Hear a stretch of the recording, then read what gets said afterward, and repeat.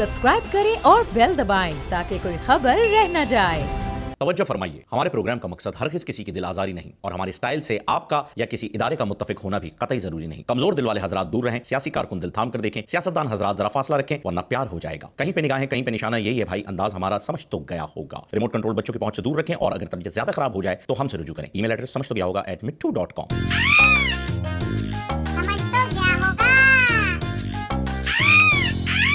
अस्सलाम वालेकुम नाज़रीन, आपको खुशामदीद कहते हैं आपके पसंदीदा प्रोग्राम समझ तो गया होगा में। जी हाँ नाज़रीन, आपको बताया चले कि मैं हूं आपका मेज़बान खुसूसी मिट्टू और मेरे साथ तशरीफ फरमा है फ़हीम खान। नाज़रीन, आपने देखा है कि कश्मीर के इशू को लेकर पाकिस्तान और इंडिया में काफ़ी गर्मा गर्मी चल रही है, जिसकी बिना पर इंडिया के वज़ीर दिफा ने यह ऐलान किया है, बल्कि ये अनबिया दिया है कि वो इंडिया की न्यूक्लियर पॉलिसी में तब्दीली ला सकते हैं। बहरहाल ये पाकिस्तान की किसी पॉलिसी को देखकर ये इकदाम नहीं उठाया गया है, बल्कि उन्होंने सेक्रेट गेम का सीज़न 2 देख लिया है। जी हाँ, जिसमें आप देख सकते हैं कि नवाजुद्दीन सिद्दीकी किस तरीके से वहाँ पर न्यूक्लियर बॉम्ब लेकर आता है। तो अब उन्हें डर ये लग रहा है कि वहाँ पर कोई गड़बड़ ना हो जाए। इस वजह से यार फिल्में देख के कब तक चलोगे, है?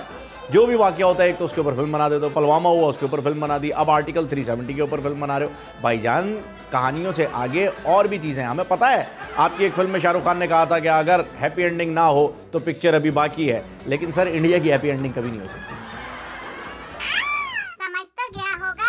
नाज़रीन, अभी ताज़ा बकरा ईद जो है वो गुजरी है और इस ईद के मौके पर आप जानते ही हैं कि लोग गोश्त भी बड़े शौक से खाते हैं, कलेजी भी बड़े शौक से खाते हैं, पाई भी बड़े शौक से खाते हैं और मगज़ भी बड़े शौक से खाया जाता है। तो नाज़रीन, आपको बताया चलें कि इस बार पटवारियों ने भी बड़े शदीद तरीके से मगज़ खा लिया है। काश मगज़ खाने के बाद अकल भी आ जाए। और आपको ये भी बता दें, अगर इस मगज़ ने काम कर दिया तो अगले इलेक्शन में वोट बिरयानी पे नहीं बिकेगा। इस बात पर बहुत ज़्यादा गौर कीजिएगा, बिरयानी पे वोट नहीं मिलेगा, साथ में 500 या 1000 का नोट भी होना चाहिए, फिर बात बन सकती है। समझ तो गया होगा। और नाज़रीन, वज़ीर साइंस एंड टेक्नोलॉजी जनाब फवाद चौधरी साहब की नई रिसर्च के मुताबिक उनका कहना यह है, बल्कि उन्होंने ये बात तहकीक से साबित भी की है अपनी ही लेबॉर्ट्री में, अपनी रिसर्च के बाद ये बात साबित कर दी है कि चाहे किसी भी कलर का साबुन ले लीजिए, झाग सफेद ही निकलेंगे, गारंटी। निकाल के दिखाएं झाग फवाद चौधरी साहब, वज़ीर साइंस।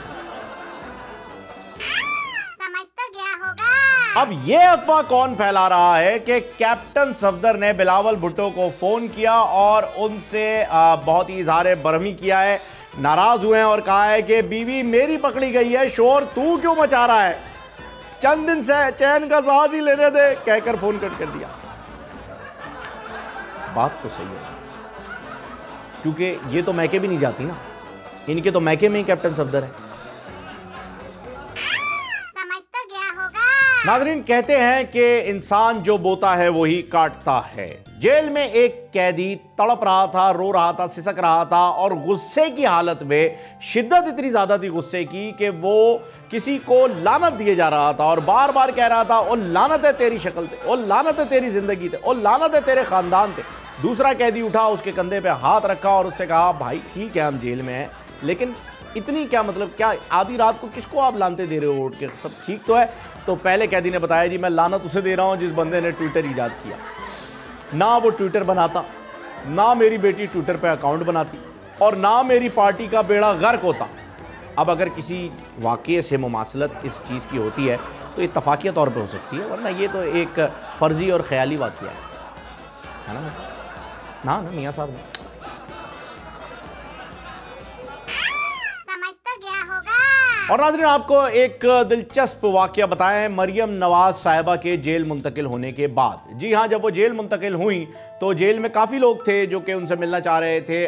कुछ फीमेल कांस्टेबल्स थी जो कि उनसे मिलना चाह रही थी। उनमें से एक जो है उन्हें ढूंढते हुए सेल की जानिब बढ़ी। तो एक सेल देखा खाली था, दूसरा सेल देखा उसके अंदर एक आंटी खड़ी थी, तीसरा सेल देखा खाली था। फिर वो उस आंटी के पास आई और उसने कहा कि भाई वो किधर हैं वो मोहतरमा?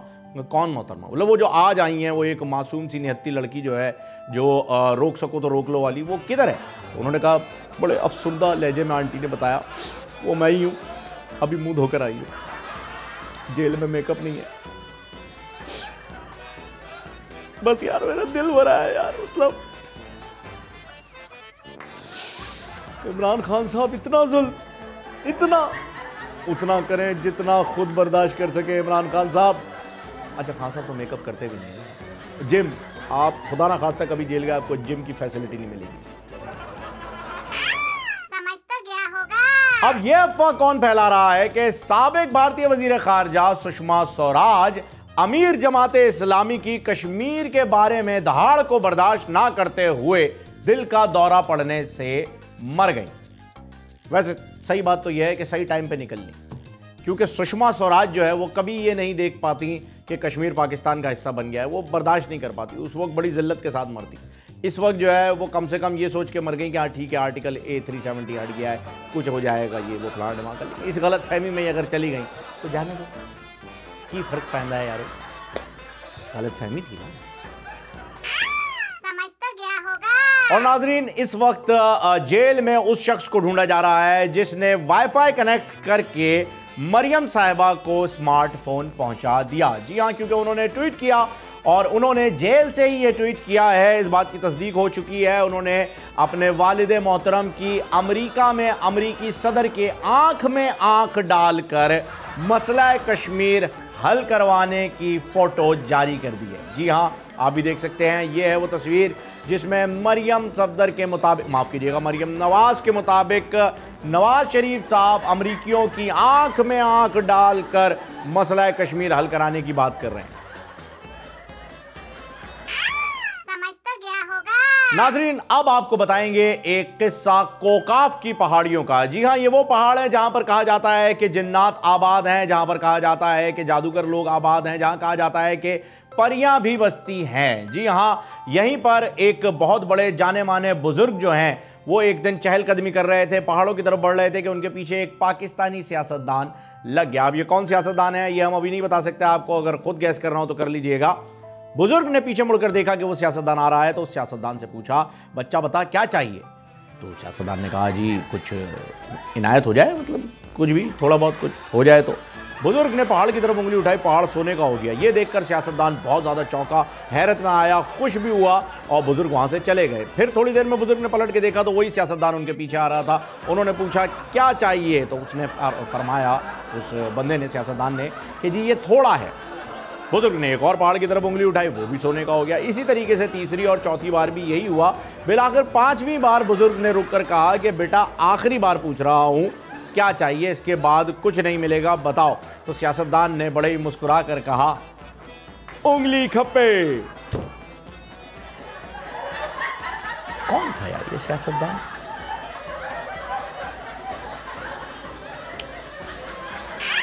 समझ तो गया होगा।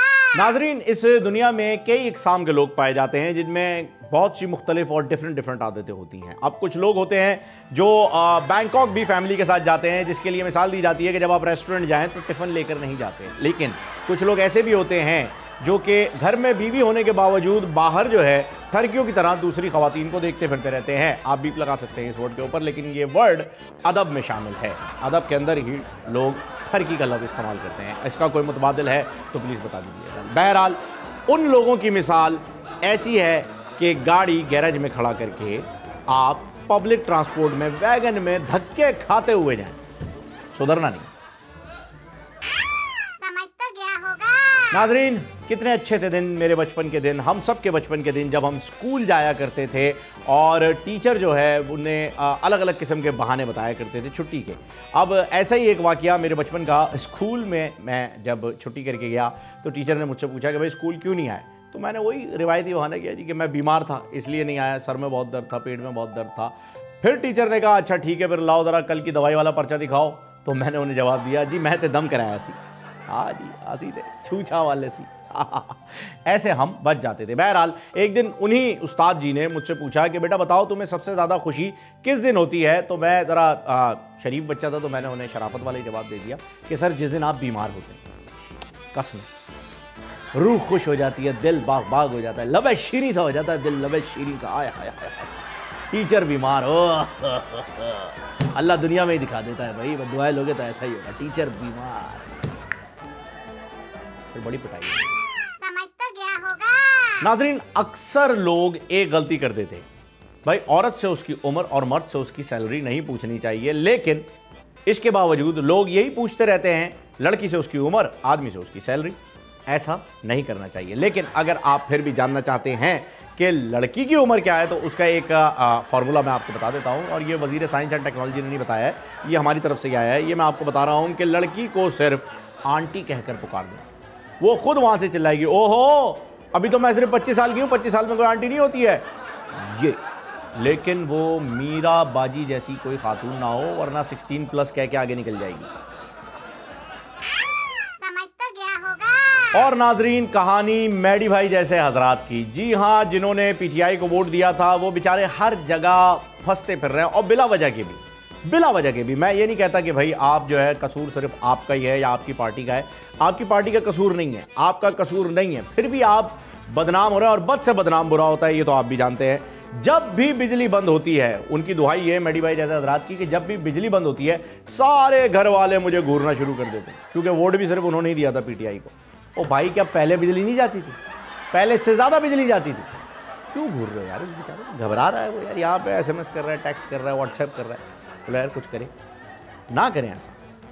हाँ, आपने घूरना है, पेट्रोल के रेट पे घूरें, मैं आपके साथ हूँ। दूध के रेट पे घूरें, मैं आपके साथ हूँ। डॉलर के रेट पे घूरें, मैं साथ हूँ। इन चीज़ों पे बिजली तो वैसे ही लोड शेडिंग कम हुई है। समझ तो गया होगा। नाजरीन, सूबा सिंध की बात करते हैं, जो कि हमेशा पीपल्स पार्टी वाले करते हैं। जब भी उनके ऊपर बुरा वक्त आता है तो सिंध कार्ड खेलते हैं ना, इस वजह हम भी सूबा सिंध की बात करते हैं।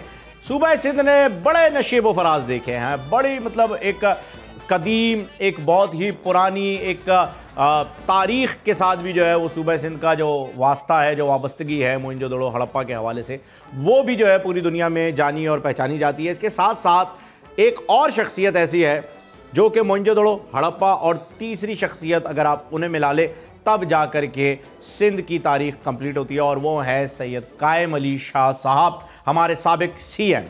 जी हाँ नाजरीन, एक मरतबा का वाक़या है कि वो असेंबली हॉल में पहुंचे और हेडफोन कान पर लगाकर बैठ गए। थोड़ी देर के बाद अपनी बारी ना आने के बावजूद भी थोड़ी देर के बाद वो खड़े हुए और स्पीकर साहब को मुखातिब करके कहा, साइंस में गाना तो लगाओ, आधा कलाक से लगा के बिठा है, बड़ी गाना ही नहीं आता है।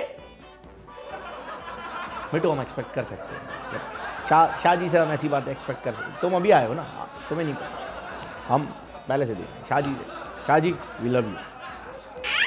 समझ तो गया होगा। नाजरीन, इस वक्त पाकिस्तान में जो जमात हुकूमत कर रही है वो है PTI, यानी पाकिस्तान तहरीक इंसाफ। मेरे ख्याल से इस पार्टी का नाम होना चाहिए था PTIS, यानी पाकिस्तान तहरीक इंसाफ सेल्फी। जी हाँ नाजरीन, इस जमात के जितने भी नुमाइंदगान हैं वो तकरीबन आपको कैमरे की आंख से ही दिखाई देंगे, नेकेड आई से उन्हें देखना बड़ा मुश्किल हो जाता है। जैसे हमारे गवर्नर साहब जो है माशाल्लाह चालान भी करवाते हैं तो पहले तस्वीर, पहले सेल्फी कि जी चालान करवाए। ठीक है सर, करवा लिया, ये कोई फ़ख्र की बात तो नहीं है, आपने एक जुर्म किया है, एक कानून तोड़ा है, उसके ऊपर आप चालान करवा रहे हैं, तो ये कोई फ़ख्र की बात नहीं होती। लेकिन निहारी खाने के लिए जा रहे हैं जावेद निहारी पे, वहाँ पर भी पूरी वीडियो बनवानी है, प्रेस को भी बुला लो, भाई निहारी खाने के लिए आए। तो सर निहारी हम तो हफ्ते में 2 मरतबा खाते हैं, हमारी तो ना कोई अपडेट आती है, ना कोई टैगिंग होती है फेसबुक के ऊपर भी, हम तो कुछ भी नहीं करते। शरीफ लोग हैं, वहाँ जाते हैं, से कह देते हैं ज़्यादा से ज़्यादा भाई मगज़ डाल देना, नली डाल देना, बस, इससे ज़्यादा कुछ भी नहीं। और इसके अलावा बंद कबाब खाने के लिए जाएंगे, तस्वीर आ जाएगी। सदर साहब, हमारे प्रेसिडेंट साहब जो हैं, सदर आरिफ अलवी साहब, एयरपोर्ट पे अगर लेट गए थक के तो भाई ठीक है, आपको नींद आ रही है, आप लेट जाएं, उसकी भी तस्वीर अपलोड। लाइन में लग गए खाना खाने के लिए, उसकी भी तस्वीर अपलोड।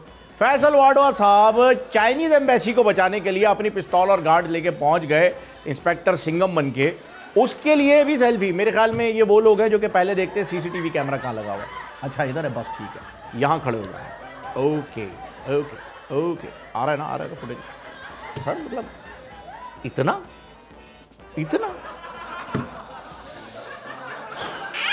समझ तो गया होगा। नाजरीन, ये जो मियाँ बीवी की नोकझोंक होती है, लोग समझते हैं कि ये लोअर क्लास में होती है, ऐसा नहीं है। मिडिल क्लास तक लोग समझ लेते हैं, ऐसा भी नहीं है। अपर क्लास समझ लेते हैं, ऐसा भी नहीं।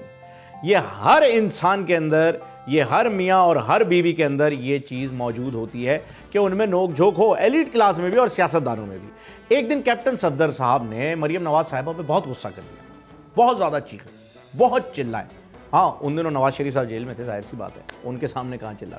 तो बहुत शोर मचाया और कहने लगे, बेगम क्या तुमने ये क्या दाल पकाई है, ना इसके अंदर मिर्च है ना इसके अंदर नमक है, एकदम फीकी दाल है, हर वक्त फ़ोन में लगी रहती है, हर वक्त ट्विटर पे लगी रहती हो, हर वक्त मेरी फैमिली, हर वक्त मेरे अब्बू, मेरे चाचा, मेरे भाई, मेरी बहन, हर वक्त तुम जो है यही करती रहती हो, मेरा कौन ख्याल करेगा। बस ये कहना था कि मरियम नवाज साहिबा ने किचन से बेलन दिखाया और कहा, पहले अपना मोबाइल साइड में रखो, आधे घंटे से देख रही हो, रोटी पानी में डुबो डुबो के खा रहे हो, दाल बराबर वाली प्लेट में। अब पता चला कैप्टन साहब आपको क्यों निकाला था। समझ तो गया होगा। नाज़रीन, तालीम हासिल करना बहुत ही अच्छा काम है। तालीम, हुसूल तालीम के लिए, हुसूल इल्म के लिए आप यहाँ पर जो हमारे पास रिवाज है, हम पहले जो है वो स्कूल जाते हैं, स्कूल के बाद कॉलेज, फिर यूनिवर्सिटी, फिर हायर स्टडीज़ के लिए जो है वो हम कहीं ना कहीं चले ही जाते हैं मुल्क से बाहर, या हमारे मुल्क में ही MBA है, PhD है, वो सारी चीज़ें अलग अलग हैं। लेकिन इन सब की शुरुआत स्कूल से ही होती है। अब एक दिन एक टीचर ने अपने शागिर्द से पूछा कि बेटा बताओ स्कूल क्या है। आज के ये हालिया दौर की बात है। पूछा कि स्कूल क्या है, तो बच्चे ने बड़ा खूबसूरत जवाब दिया। बच्चे ने कहा, स्कूल वो जगह है मास्टर साहब, स्कूल उस जगह को कहते हैं जहां हमारे पापा को लूटा जाता है और हमें कूटा जाता है। मतलब बिट्टू बात तो उसने सही कही है, क्योंकि प्राइवेट स्कूल्स का तो यही सीन है। नाजरीन, जिक्र है एक शेख साहब का, नहीं हमारे शेख रशीद साहब नहीं है, कोई और शेख साहब हैं। उनकी गर्लफ्रेंड ने एक दिन शेख साहब के गले में एक सोने की मोटी भारी हैवी सी चेन देखी। चेन देखने के बाद उस गर्लफ्रेंड का दिल ललचाया और उसने शेख साहब से गुजारिश की कि शेख साहब आप ये चेन मुझे दे दीजिए, जब भी मुझे आपकी याद सताएगी मैं इस चेन को देखकर आपको याद कर लूँगी। जिस पर शेख साहब ने अपनी कंजूसी का मुजाहरा करते हुए फरमाया कि तू ऐ सोच लें कि मैं मंगिया सी तो वो दित्ती ना, ऐ सोच के याद कर लें। लेकिन शेख साहब के बारे में हम क्या कह सकते हैं, ये हमारे वाले शेख साहब से काफ़ी मिलते जुलते हैं। समझ तो गया होगा। नाजरीन, दुनिया में बहुत सारी पॉलिसीज़ मुतारफ़ कराई गई हैं, लेकिन सबसे बेहतरीन पॉलिसी है हट धर्मी की। जी हाँ, मैं नहीं मानता। एक बंदा अगर कह दे कि मैं नहीं मानता, तो हबीब जालिब के अलावा जब कोई और बंदा ये कहे मैं नहीं मानता, तो आप उसे कायल नहीं कर सकते अपनी बात का, क्योंकि उसने मानना ही नहीं है। अब ऐसे ही एक सुस्त इंसान की क्या मिसाल दूं आपको, ये सुनिएगा। दूध पीने से अगर जिस्म मजबूत होता तो बिल्ली इतनी कमज़ोर क्यों होती? चहलकदमी से अगर वज़न और चर्बी कम होता है तो हाथी इतना चलने के बावजूद इतना तगड़ा और तंदुरुस्त क्यों है? तैरने से जिस्म में खूबसूरती आती है तो व्हेल मछली अभी तक दुबली पतली क्यों नहीं हुई? रोज़ जल्दी उठने से पैसे में बरकत होती है, खुशहाली आती है, तो अखबार बांटने वाला BMW में क्यों नहीं घूमता? इसलिए जो चीज़ जैसी है उसे वैसा ही रहने दो, मत छेड़ो। ये है उन लोगों की मिसाल जो कि कहते हैं मैं नहीं मानता, मैं नहीं मानता भाईजान, भाईजान, भाईजान। माफ़ कीजिएगा, ये दूसरे वाले आ गए, मैं नहीं मानता। समझ तो गया होगा। नाजरीन, मुल्क में कई वजारतें हैं और मुल्क में कई मुशीर भी हैं, कई दोस्त भी हैं, कई यार भी हैं। कुछ लोगों को नवाजा गया है, कुछ नवाजों को अडियाला भेजा गया है। इसके बावजूद मुल्क में इस वक्त एक ही वजारत है हमारे मुताबिक जो कि सही ढंग से, सही रंग से, सही अंग से अपना काम सरअंजाम दे रही है। जी हाँ, और वो है वजारत साइंस एंड टेक्नोलॉजी, जिसके वजीर हैं जनाब फवाद चौधरी साहब। और वो रिसर्च कर रहे हैं इस वक्त इस बात पर, इस अहम नुक्ते पर जिसे देखकर नासा भी हक्का बक्का रह गया। जी हाँ, वजीर साइंस एंड टेक्नोलॉजी जनाब फवाद चौधरी साहब ने ये रिसर्च की है कि जब रेडी पर कुल्फियाँ बग़ैर बिजली के जम सकती हैं तो फ्रिज में बग़ैर बिजली के बर्फ़ क्यों नहीं जम सकती। इस चीज़ पर रिसर्च जारी है और जब वो ये रिसर्च कंप्लीट कर लेंगे तो हम उन पर एक फिल्म बनाएंगे जिसका नाम होगा स्वदेश। समझ तो गया होगा। और नाज़रीन, कतर के शहजादे जासिम साहब को तो आप सब जानते ही हैं, जो कि बड़े मशहूर रहे पैनामा केस के मामले में, और उनका एक ख़त भी जो है वो मौसूल हुआ था। बहरहाल कैप्टन सफदर साहब ने अमीर कतर के नाम एक ख़त लिखा है और उसमें फरमाते हैं, मोहतरम अज़ीज़ जासिम साहब, आपसे लाताल्लुकी का इजहार मेरे ससुर मोहतरम ने किया है, मैंने नहीं। मेरी आपसे गुजारिश है कि मेरा माहाना वजीफ़ा 1500 दरहम मुझे भिजवा दें। फ़कत आपका वाकिफ़कार कैप्टन सफदर उर्फ नाना जान। यार वैसे बात तो सही है, इनका तो कोई कसूर नहीं। नाजरीन, इस मुआशरे में कुछ लोगों ने बदनाम किया हुआ है। पटवारी कहते हैं कि जी जियाले ठीक नहीं है, जियाले कहते हैं कि जी पटवारी ठीक नहीं है, और दोनों मिलके कहते हैं कि जी साथी भाई ठीक नहीं है। तो एक दूसरे के ऊपर इल्ज़ाम तराशी की जा रही है। फिलहाल पटवारियों की जहाँ तक बात है, उनके बारे में किसी ने ये लिखा कि एक पटवारी आला तालीम के लिए जब हॉस्टल में शिफ्ट हो रहा था तो उसके अब्बू ने उसे बुलाकर पूछा, बेटा सारी चीज़ें रख ली? कहने लगा हाँ जी सारी चीज़ें रख ली। फिर उसके अब्बू ने पटवारी से कहा, बेटा अब हमारी इज्जत भी रख लेना अगले इलेक्शन में। तो सर ये क्या बात हुई भाई? उसकी मर्ज़ी जिसे वोट देना है दे, आपकी मर्ज़ी जिसे देना है दे। ये तो आपका इनफरादी हक है, या आप अपनी मर्ज़ी क्यों थोप रहे हैं उस पर?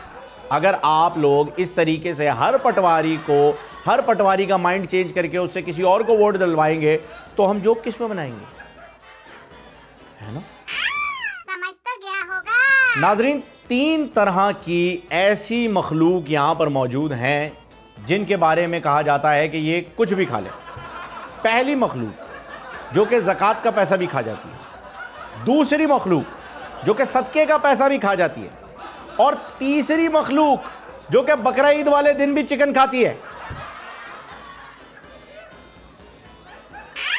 समझ तो गया होगा। और नाजरीन, बकरा ईद जो है वो गुजरी है, बड़ी ईद गुजरी है, ईद उल अज़हा जो है वो हमने मनाई है जोश व खरोश के साथ, और हमने गोश्त का भी ज़ख़ीरा ऐसा कर लिया है कि बस पूरे साल का जो है वो हमने कोशिश यही की है कि हमारे पास ही रह जाए, किसी और को ना मिले, हम रखें बस। हमारी गाय थी ना भाई, हमारे डीप फ्रीजर में जाएगी, तुम्हारे पास क्यों जाएगी, है तुम्हारा क्या लगे? तो इस वजह से 1 महीने तक अगले खाने जो पाकिस्तान में बनेंगे वो कुछ इस तरह से होंगे: आलू गोश्त, भिंडी गोश्त, करेला गोश्त, दाल गोश्त, ऐसा गोश्त, वैसा गोश्त, ये गोश्त, वो गोश्त, बस गोश्त ही गोश्त। समझ तो गया होगा। नाजरीन, जहाँ टेक्नोलॉजीज़ ने हमें इतनी तरक्की दी है और हमारी ज़िंदगी को इतना आसान किया है, वहाँ इस टेक्नोलॉजी ने ही हमें बर्बाद भी किया है। जी हाँ, अगर मोबाइल फ़ोन ना आता तो हमारी ज़िंदगी कितनी आसान होती और कितने सुकून से गुजर रही होती, ये हम आज सिर्फ सोच ही सकते हैं। बल्कि हमारी जनरेशन ने तो वो वक्त देखा भी है जब मोबाइल फ़ोन नहीं था। आने वाली जनरेशन जो कि बेचारी इस चीज़ को जानती ही नहीं कि ऑडियो कैसेट, VHS क्या तकलीफ़, किस तकलीफ़ से हम हासिल करते थे और मोबाइल फ़ोन के बगैर ज़िंदगी कैसे गुजर की जाती थी, इस तकलीफ़ से तो वो वाकिफ़ भी नहीं है। और आजकल के बच्चों के पास iPad, iPod, वो जो हेडफोन आए हैं बगैर तार वाले, ये चीज़ें, ये फैसिलिटीज़ मौजूद हैं जब वो 5 से 7 साल के। जब हम 5 से 7 साल के थे तो हम वो GFC बड़ा वाला फ़ैन आता था, उसके आगे मुंह खोल के खड़े हो जाते थे, ऐसे हवा से गाल उड़ते थे। आहिस्ता आहिस्ता फ्रिज का दरवाज़ा खोलते थे ये चेक करने के लिए कि अंदर लाइट कौन ऑन करता है। तो ये हमारा बचपन हुआ करता था, मासूम बचपन हमसे छीन लिया गया है। पहले हम फुटबॉल खेलने के लिए बाहर जाया करते थे, अब फीफा का जो है वो Xbox आ गया है, घर पे बैठ के फुटबॉल खेलते। पहले हम टेनिस खेलने बाहर जाते थे, अब हमारे पास जो है वो टेनिस भी जो है वो PS स्टेशन के ज़रिए हमारे पास घर आ चुका है। हर चीज़ जो है इस टेक्नोलॉजी की वजह से बर्बाद भी हो रही है और आबाद भी हो रही है। अब आपने किस साइड पर रहना है, ये फैसला आपका। समझ तो गया होगा। नाज़रीन, जब हम बच्चे थे तो हमारे बचपन में एक वक्त हुआ करता था 12 बजे के बाद, यानी 12 से 3 बजे तक का वो वक्त ऐसा होता था कि जिन, भूत, चुड़ैल, इनसे इतना डर लगता था कि हम चादर में से सर निकाल के बाहर नहीं देखते थे कि कोई निकलना है। पर फिर फेसबुक और व्हाट्सएप ने इन बेचारों का कारोबार भी छीन लिया। अब छोटे छोटे बच्चे जो हैं वो सुबह 4-4 बजे तक फेसबुक पे, व्हाट्सएप पे लगे रहते हैं। बहरहाल हम इसमें क्या कर सकते हैं, हम प्रोग्राम में शामिल करेंगे एक वक्फा, क्योंकि वक्फा ज़रूरी है वज़ारत बहबूद आबादी हुकूमत पाकिस्तान। समझ तो गया होगा। वेलकम बैक नाजरीन, प्रोग्राम में एक मरतबा फिर आपको खुशामदीद कहते हैं। नाजरीन, वक्फे के बाद हम हाजिर हैं और अब वक्फे के बाद बात होगी बेगमात की। जी हाँ, एक बार एक कार की नीलामी हो रही थी, छोटी सी कार थी, कोई ज़्यादा मालियत की नहीं थी, कंपनी प्राइस होंगे उसके कोई 7.5-8 लाख रुपए। लेकिन बोली लगाने वालों ने पहली बोली लगाई 15 लाख, दूसरी लगी 25 लाख, तीसरी लगी 50 लाख। ये सुनकर पास बैठा एक शख्स बोला कि इस कचरा गाड़ी के लोग 50 लाख रुपए भी लगा रहे हैं, इसमें आखिर ऐसी क्या खास बात है? तो बोली लगाने वाले शख्स ने बताया कि इस गाड़ी के अब तक 23 एक्सीडेंट्स हुए हैं और 23 के 23 में बेगमात मरी हैं, शौहर बचे हैं। उस शख्स ने यह सुनते के साथ ही बोली बढ़ा दी और कहा 1 करोड़। 24 में शौहर भी मर सकता है। समझ तो गया होगा। और इसी तरह शौहर एक मर्तबा फिर अपनी बीवी को टारगेट करते हुए एक बार अपने घर की लाइट्स ठीक कर रहा था। लाइट्स ठीक करते के दौरान उसने आवाज लगाई अपनी बीवी को, पप्पू की माँ सुनती हो? पप्पू की माँ ने जवाब दिया, जी बोलिए। कहा, इनमें से कोई एक तार पकड़ना। बेगम ने तार पकड़ी। शौहर ने पूछा, कुछ हुआ? कहने लगी, नहीं हुआ, यानी करंट दूसरी तार में है।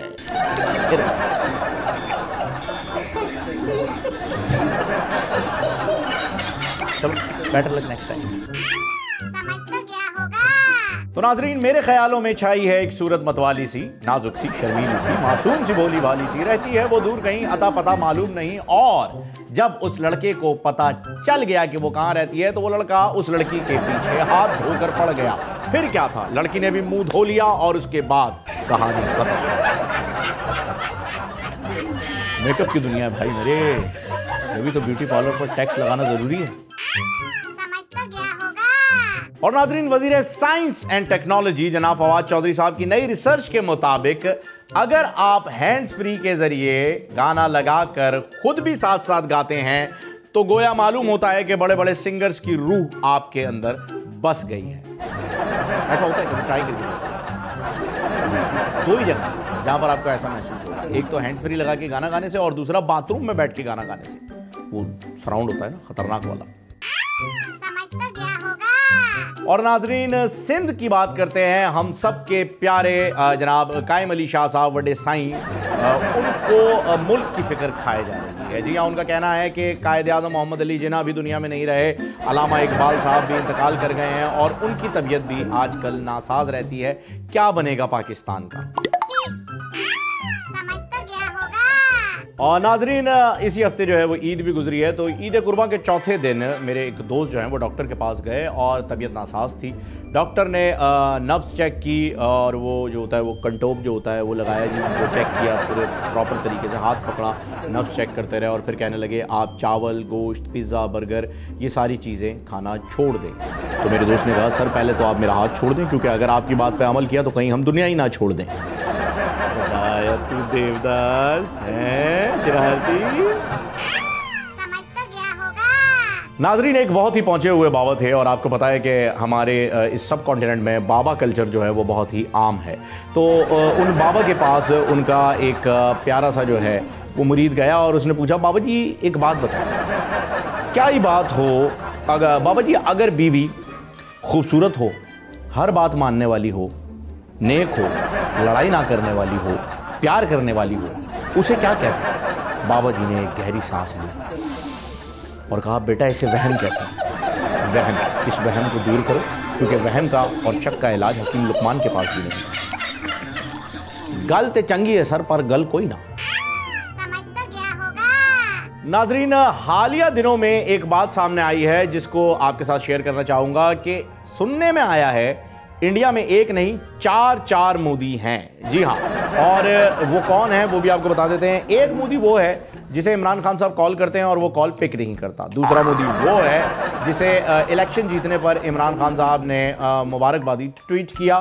तीसरा मोदी वो है जिसके जो बकौल इमरान खान साहब मसला कश्मीर हल कर सकता है। और अब हालिया दिनों में जो मसला कश्मीर है उस पर चौथा मोदी सामने आया है जिसे इमरान खान साहब ने हिटलर से तशबीह दी है। और यकीन जानिए ये चौथा वाला ही सही है, पहले 3 झूठे थे।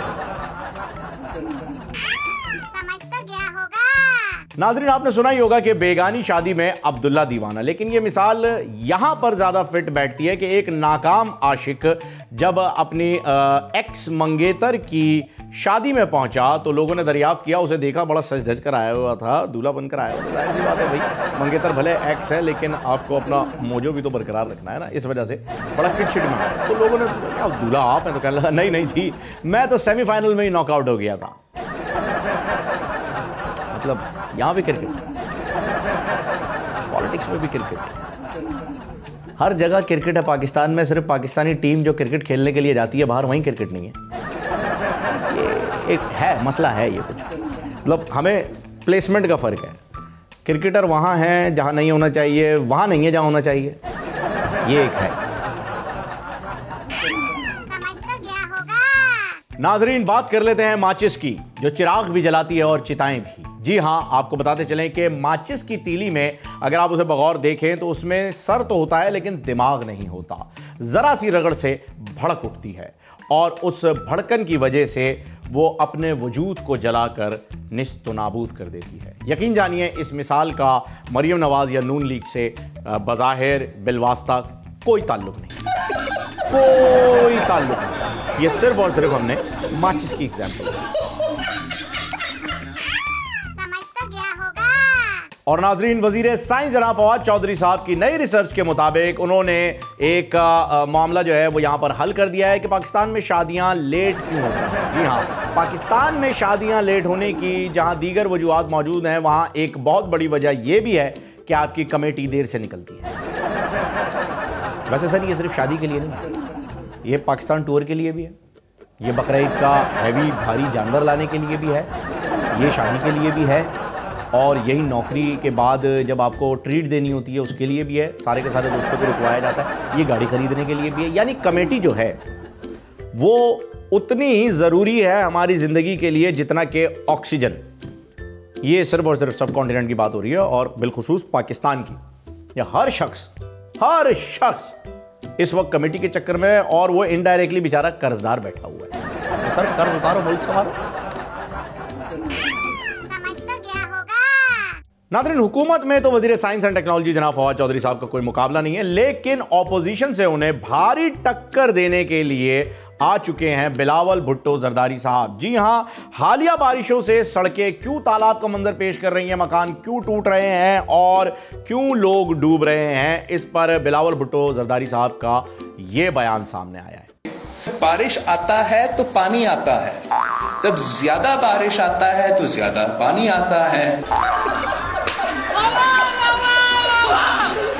बिल्कुल सर, ज्यादा पानी ज्यादा बारिश, ठीक उसी तरीके से जैसे आपने कहा कि कम छुट्टी के बाद दफ्तर जाना होता है तो कम तकलीफ होता है, ज्यादा छुट्टी के बाद दफ्तर जाना होता है तो ज्यादा तकलीफ होता है। बिल्कुल आप ठीक है। वो मरियम साहिबा जेल में, जरा प्लीज उधर ही रहे, बारिश वारिश को छोड़ें, हम देख लेंगे। समझ तो गया होगा।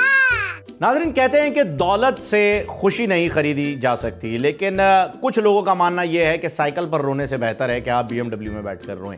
फिर भी मैं यही कहूँगा कि खुशी कोई बजाते खुद कोई चीज़ नहीं है। खुशी सिर्फ और सिर्फ गम, दुख, दर्द के ना होने का नाम है। यानी अगर ये तीनों चीज़ें नहीं हैं तो आप बाय डिफ़ॉल्ट खुश हैं। खुशी का इंतज़ार ना करें, खुशी को ढूंढें ना, खुशी के लिए वेट ना करें, बल्कि आप डायरेक्ट जाएं और उसके अब्बू से, खुशी के अब्बू से बात करें कि जी मुझे खुशी पसंद है। और मामला यहाँ पर माफ़ कीजिएगा, यहाँ वो वाली खुशी की बात नहीं हो रही, यहाँ उस हैप्पीनेस, यहाँ बात हो रही है हैप्पीनेस, ठीक है जी। और आपको ये भी बताते चलें कि खुशी हर उस जगह पर मिल जाती है जहाँ आप उसे तलाश नहीं कर रहे होते, और इसकी बहुत ही ज़बरदस्त मिसाल इस वीडियो में मौजूद है।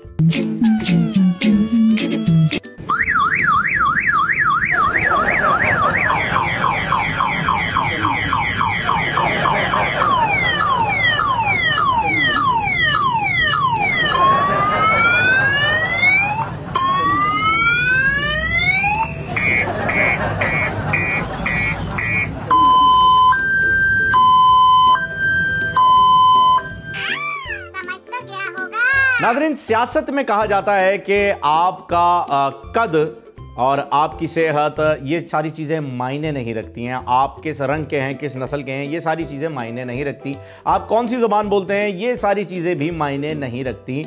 लेकिन आपका सियासी कद ज़रूर मायने रखता है, और सियासी कद आपकी हाइट बिल्कुल भी नहीं है, बल्कि आपका रुतबा है, आपका वो मकाम है जो कि आपने अपने वर्कर्स, अपने वोटर्स की उनके लिए कोई काम करके, उनके लिए उनके जो वोट है उसके सिले में उन्हें जो फेवर्स, बतौर फेवर ही आप समझ लें, वो आपने रिटर्न की हों, उससे आपका सियासी कद बनता है। और इस वक्त एक सेगमेंट आपको दिखाते हैं, फिसल गया होगा, जिसमें आपको पता चलेगा कि हमने ये मिसाल क्यों दी।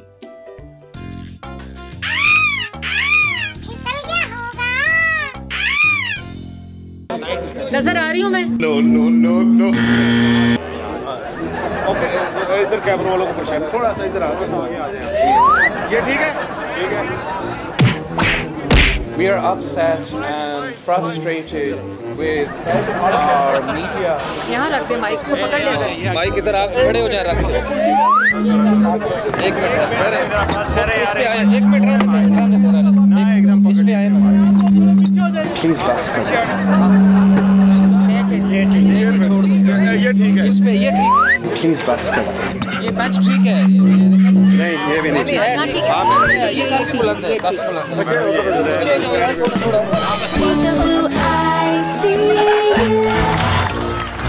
मुझे यहाँ आप लोगों को देखकर भी अफसोस हुआ। बहुत ही मुश्किल और तकलीफ दे फैसला था मेरे लिए। मुझे अच्छा बिल्कुल नहीं लग रहा, लेकिन मैंने पाकिस्तान के नेशनल इंटरेस्ट में ये फैसला किया। हम थके हुए हैं, हमने इतने कुर्बानियाँ दिए हैं, इतना जिदोजहद किया है। एक ऐसा कदम उठाया गया जो कि बहुत ही मुश्किल था। ये जो सब कुछ हुआ है मैं कैसे बताऊँ, it's been very demoralizing। मेरे दफ्तर में आ जाते हैं और बात कर लेते हैं, और इस मसले का हल हम बैठ के कर सकते हैं।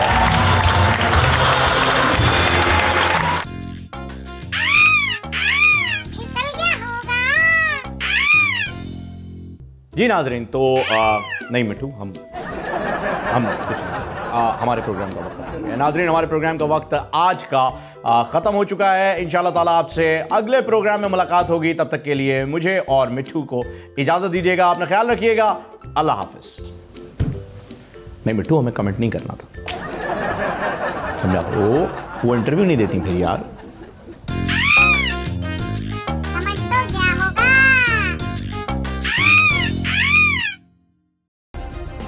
सब्सक्राइब करें और बेल दबाएं ताकि कोई खबर रह न जाए।